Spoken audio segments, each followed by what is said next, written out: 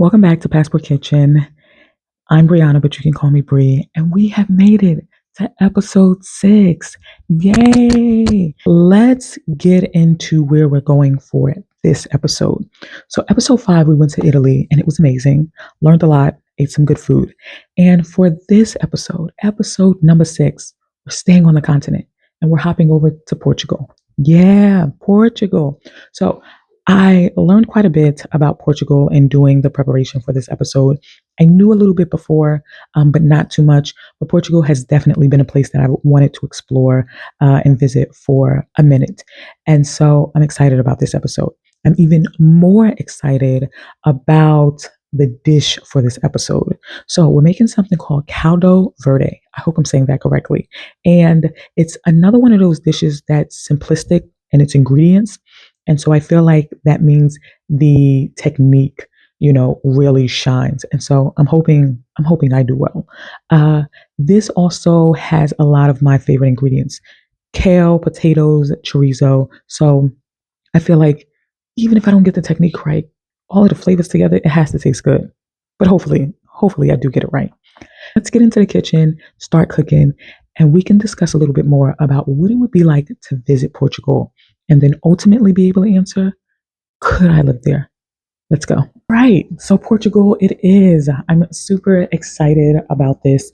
Um, the reason I chose Portugal, or one of the reasons, is because while it's someplace that I would absolutely love to visit and have even thought about in the past visiting, one of the things that it's one of the places that I kept seeing coming up in kind of digital nomad spaces.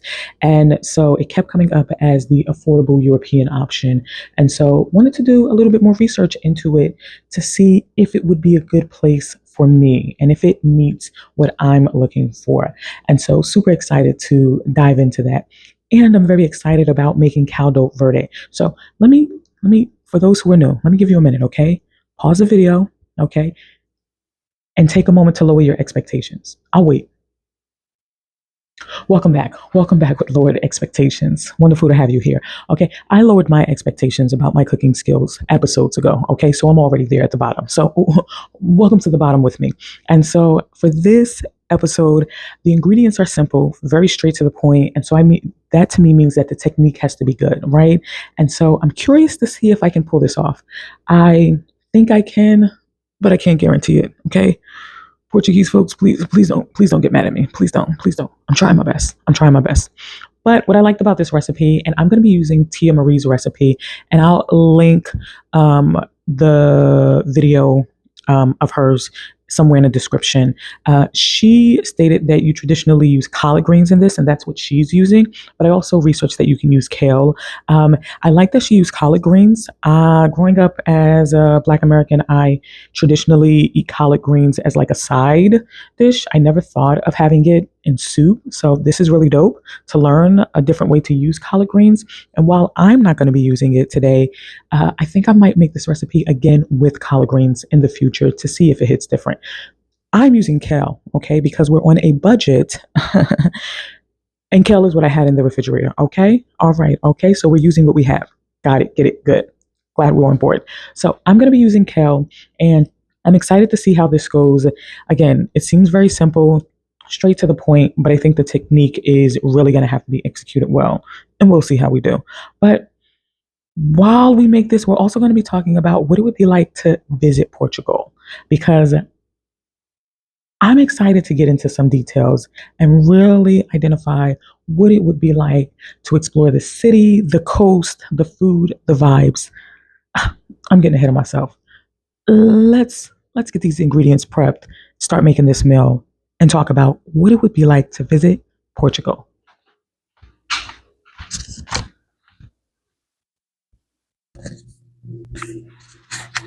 But guess what? We are in Portugal for this episode. Yes, yes, yes. And this means this is also our 6th financial update. Yay for me. And this journey of savings has been really good. So, just in case you don't know, I'm saving towards my ultimate goal of becoming a full time slow traveler. And each week I am sharing the exact amount I saved from that pay cycle. So, last pay cycle, paycheck, we saved $400. Yay, me. And this one was a little challenging. Some adulting needed to happen. And so I'm still proud of myself for being consistent. That's the focus, consistency.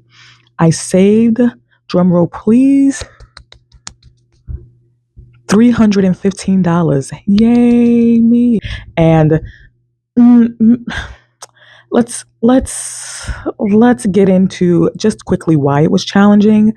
I just haven't been as tight with my budget as I needed to be this pay cycle.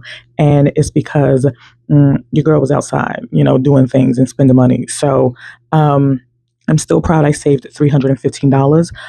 But yeah, going forward, I'm definitely going to get back on my game and tighten up my budget and save what I need to save. But $315 is still really good. It may be a little to some, a lot to others. But for me, that's what I saved this paycheck. And I am super, super proud of myself. Yay. Um, and 315 would get me, I don't know, about, depending on where in Portugal, like maybe a week in Portugal, on a good budget. So I guess I saved a week's worth of living time in Portugal. So that's really, really dope. And so that draws me into my no buy year, my Black owned edition no buy year. And so let's talk about that. So, have I been as tight with my budget as I have previously been? No, but the goal is not perfection here, it's progress and consistency. And so this previous pay cycle, I was hanging out with the family. Okay, we was outside. We were doing shenanigans. We were dilly dallying. We were having a good time. And so going to the mall, spent money there. Going out to eat, spent money there. And I don't regret it. I had a really good time. And I think it taught me, though, that maybe I need to be a little bit less restrictive with my goals in regards of this no buy year for the remainder of the year, that I give myself some wiggle room to enjoy myself while saving towards my goals, right? And so I think this previous pay cycle and these, I guess, ultimately these first, 3 months of this journey has taught me where, I could be less restrictive and where to remain, being as restrictive as I am. So I think I'm going to make some adjustments going forward, but I'm still really proud of my progress. So yeah, definitely spend some money and I don't regret it at all. But this pulls me into the Black owned business that I supported, and this is where I spent some of my money. I heard about in these, social media YouTube streets about this pie place. And I had to go check it out. So it is called Pure Love Pies, and it's here in Jersey. And so definitely had to do a little traveling to get there because it's not in my part of Jersey, but it was definitely worth the ride. And yo, those pies were good. So I found out about it in the YouTube streets, but then my cousin also mentioned it. So I was like, it was definitely worth it. What they do are butternut squash pies, right? So we definitely do bean pies over here in the East Coast, especially big in Jersey. I don't know if bean pies is something everywhere else, but bean pies is definitely a part of our culture here in Jersey. Um, and I grew up eating them and love them down. And so this place doesn't just do traditional bean pies, they do a butternut squash pie, and I had never heard of that, right? And so had to try it and it was delicious. I don't even have pictures to show y'all because I ate it that day. The whole thing. Oh yeah. And then they also have something called a navy bean pie. I've never seen navy beans in any sort of a dessert. So they were sold out of that, and I guess I know why. But I'm definitely going to venture back out there to get me that one and try it. I had it, my aunts had it, my cousins had it. I shipped it out to an aunt out of state, and she had it, and we all loved it. So definitely, then I'll be going back there to try the navy bean one. But that was the Black-owned business that I supported this pay cycle, Pure Love Pies, and I'll put their link somewhere in the video in the description. But I don't think they ship out. So if you're not in the area, I'm sorry, you can't partake. But yeah, it was incredible. Love the customer service, cute little quaint place. You definitely grab and go sort of place. But the pie, butternut squash pie, it was amazing. Not too sweet, and the consistency was really good. I'm not a pie person, so for me to actually like it was a lot. So yeah, it was good, and I'll definitely be back for that navy bean pie. But all in all, I'm proud of my progress so far throughout this journey. Saving $315 was still really good progress. And I'm proud of what I've accomplished and proud of what I've learned in the first 3 months, or still in the third month, but these first kind of almost 3 months of this journey of how to navigate continuing to go forward in this journey. So really proud of that.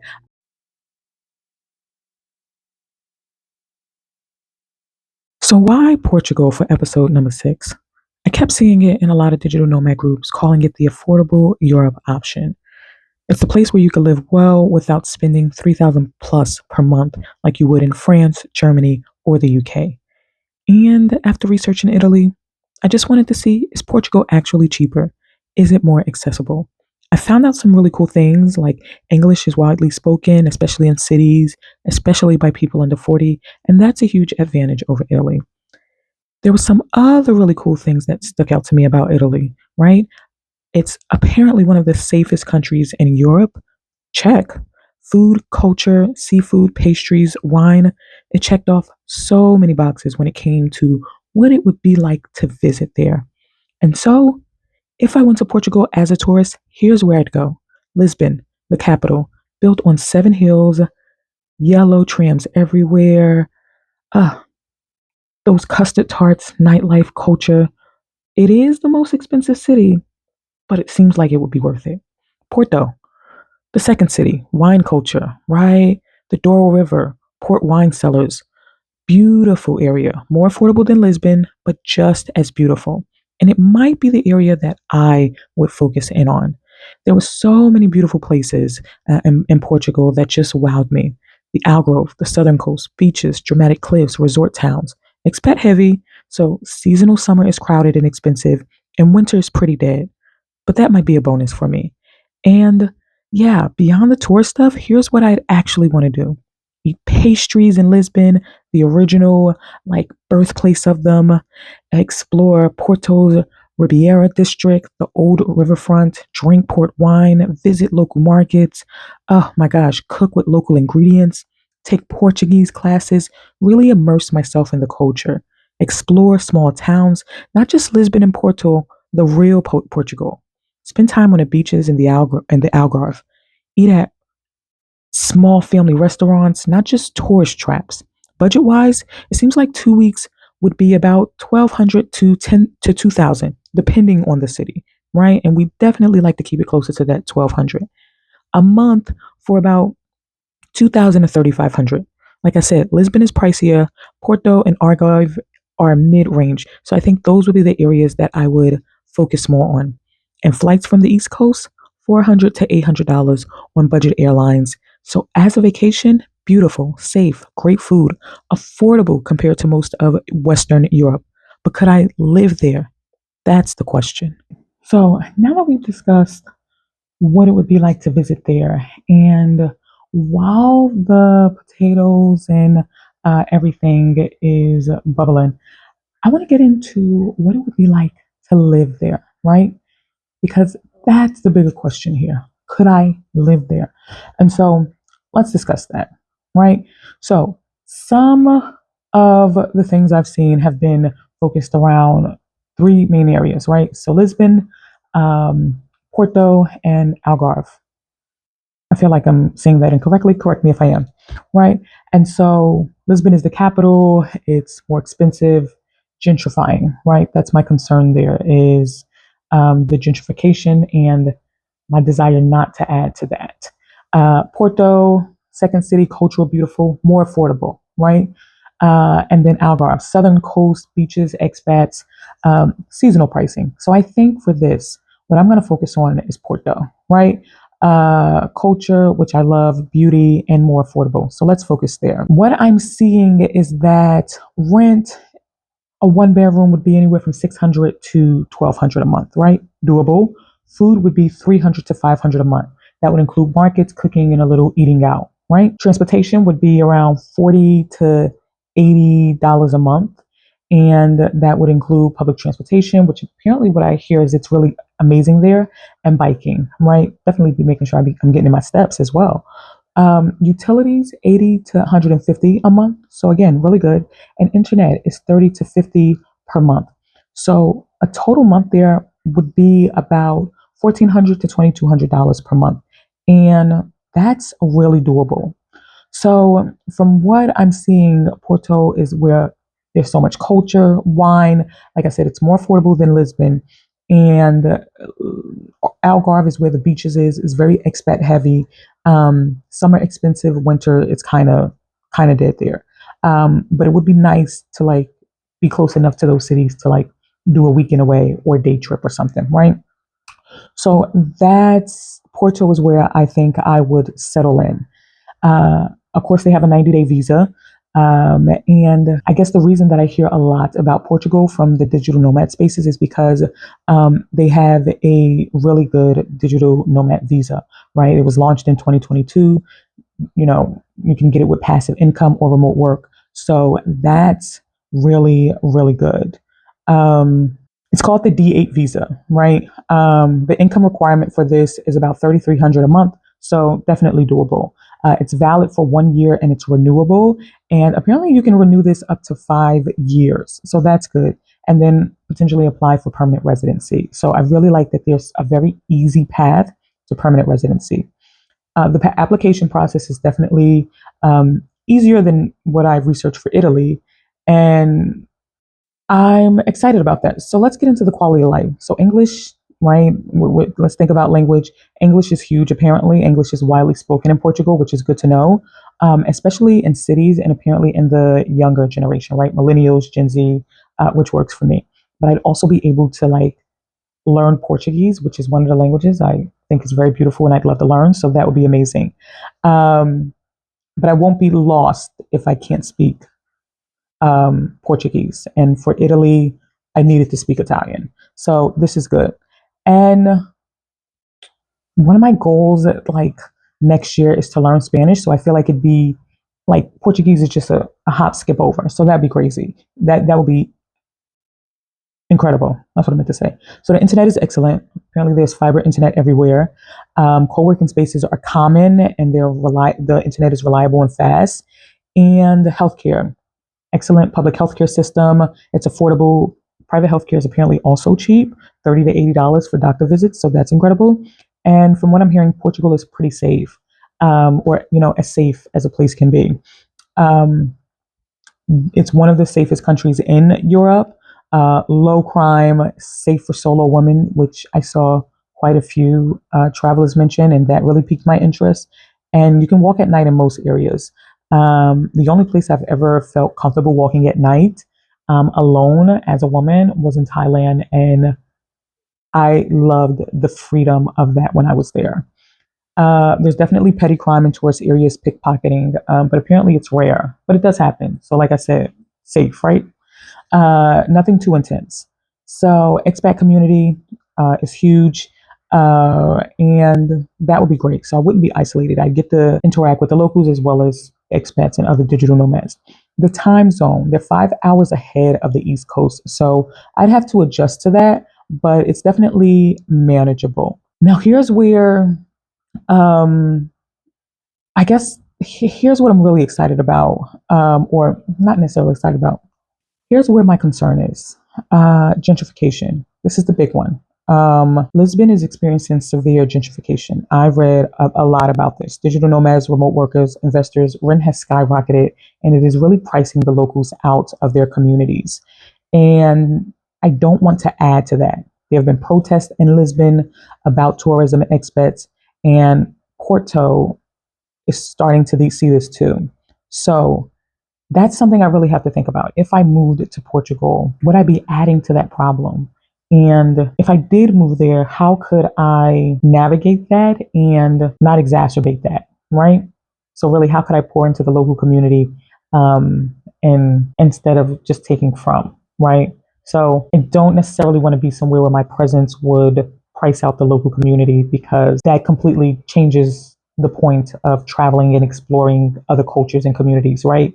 I want to integrate with the community, not price them out. So that's something I would really have to grapple with and really decide if it is just worth visiting and moving on, right? Sometimes, even if a place is for you, a better decision may be to not, stay there long term because it harms the community. And if my presence as an expat is going to be more harmful than good, then it may be worth just visiting and moving on. So I'd have to do a lot deeper diving into that to really get more insight there. But that's something I really truly thought about. A lot of this checks what I'm looking for. Um, Portugal has bureaucracy, so it's not as intense as or as bad as Italy, but it does exist. So things move a little bit slower paced. So I'd have to be patient, and I think that would be something I would be very comfortable with, just learning to go at a slower pace. But yeah, a lot of this looks good to me and exciting. It checks off a lot of my boxes. I would say I didn't see much about hair care there, which is just a cherry on top. But again, I could navigate, you know, ordering my products and having them shipped in. But when it comes to the things that I really needed to see and understand, it looks like Portugal checks off a lot of the things that I'm looking for.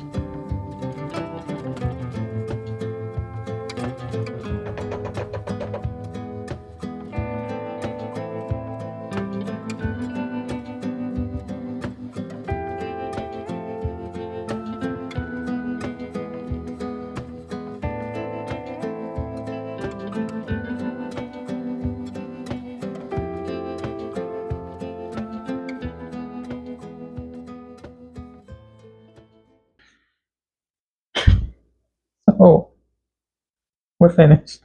I'm finished. Okay. Listen, I know you see what I see. Okay. I'm sorry. Okay. I said to lower your expectations. Okay. And so they really should have been at a 0 on a scale of 1 to 10. Um, if they were higher than a 0, then I, I blame you for having higher expectations. Even when I told you not to. Okay. I don't know what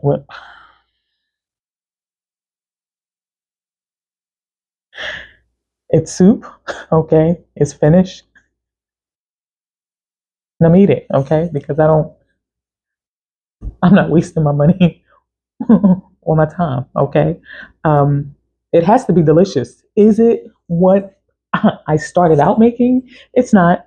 Um, is it edible? It is. I mean, it's still got the ingredients in there. Um, but yeah, it's this is where we are. Did I maybe create a new cultural Portuguese dish? Who knows? Who knows? Okay, but this is where we are. This is where we are. Okay, let's try my soup because it's no longer Portuguese Caldo Verde. Okay, this is now Brianna soup. So let's try it.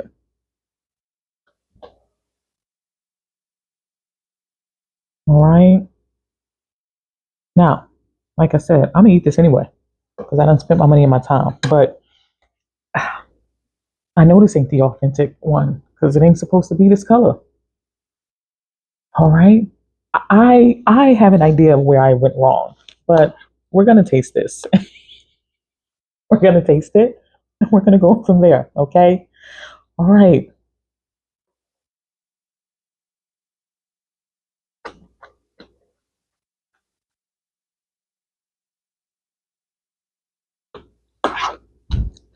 Now look.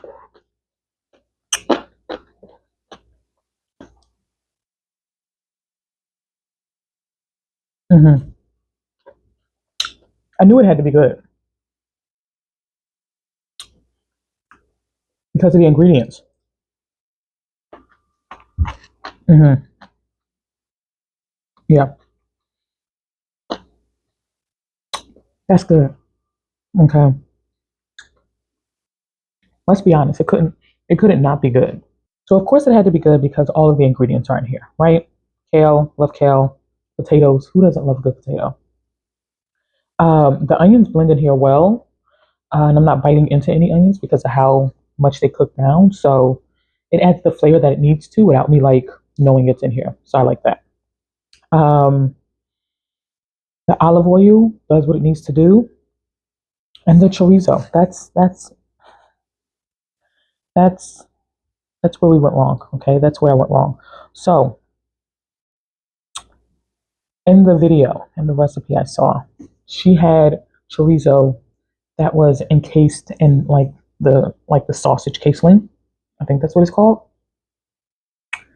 And so she was able to slice it and then add it in there. I got chorizo from Walmart. So, right, you get what you get and you don't get upset. Okay. I got it from there. Okay. That's all I saw. I got what I saw online. Um, and I put it in there. Okay. That's why this is the color it is. But you live and you learn. Okay. Did I learn that next time I should probably get my chorizo from someplace other than Walmart? Yes, I did learn that. Or maybe I just didn't get the right one from Walmart. Honestly, truly. Okay. It could be user error here, right? Maybe I got the wrong kind. Um, so yeah, this is what we got. But I'm not gonna lie to you. It's good, right? It's actually good. I look forward to eating this throughout the week. Because it's delicious. So, did I make what I intended to make when I started out making? No. Is it some sort of potato kale soup? Yes. Is it delicious? Absolutely. Am I going to finish this bowl today and probably have another one today? Yeah, I am. And I'm going to finish it throughout the week because I ain't wasting no money over here. So that's that. Okay. I don't know what the title of this episode is going to be because can no longer be Caldo Verde, but it is what it is. It is what it is. Maybe it's Caldo Rojo. I don't know. But we're here. We're here. And it's delicious. So now that we know this is good, okay, um, let's get into my rating for Portugal. So, based on my surface level research, I like what I see. The infrastructure is there, the affordability is there, um, the expat community is there, the culture is there, the food is there. I can get a mix of the beach and the city vibes all in one. It really checks off a lot of boxes for me. All of the required boxes that I needed to check off. I think the only thing that I'm apprehensive about is adding to the gentrification of Portugal and not wanting my presence to drive out the locals, right? Because the cost of living is increasing because expats are coming in.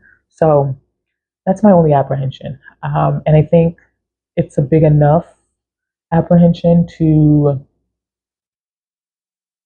make me definitely get the 90-day visa, explore for myself, see what it's like, you know, go there for that 90-day visit and see firsthand. And then from there, decide. Yeah, but yeah, overall, I feel good about Portugal.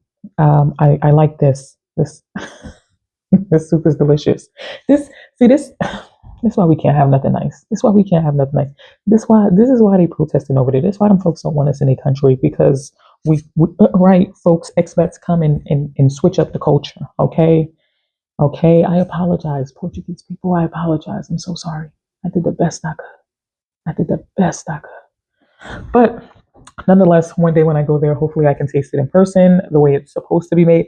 I'm actually going to make this again because it is really good. I'm going to make it again and do it the way that I'm supposed to. I'm also going to make it again using collard greens because I'd really like to see how it tastes with collard greens and the correct sausage. So I'm going to do this again and see how that tastes compared to this. I think they're both going to be good. But yeah, that's pretty much it. I would say my final rating for Portugal would probably be an 8.5. I think that's the biggest rating that I've given any place so far. Is an 8.5, and yeah, Portugal definitely deserves it. Um, Again, I would have to go in person for myself and then once seeing it, determine if it's the place for me to be longer term before a visit. Heck yeah, heck yeah. But that's where we end at. Okay. I don't know where we're gonna go next. If you have any suggestions about the next country I should explore and what dish I should make, definitely comment down below. If you are from Portugal, holla at your girl. Let me know how to do this better. Okay. I think I know where I went wrong, but give me some tips. All right. And if you've ever been to Portugal, definitely give me some info about your experience traveling there and what the local communities are like and the culture, and how they truly, feel about expats and digital nomads and what that experience is like. So thank you for joining me for episode number 6. And I don't know where we're going to go next, but I'm definitely excited. Until then, peace.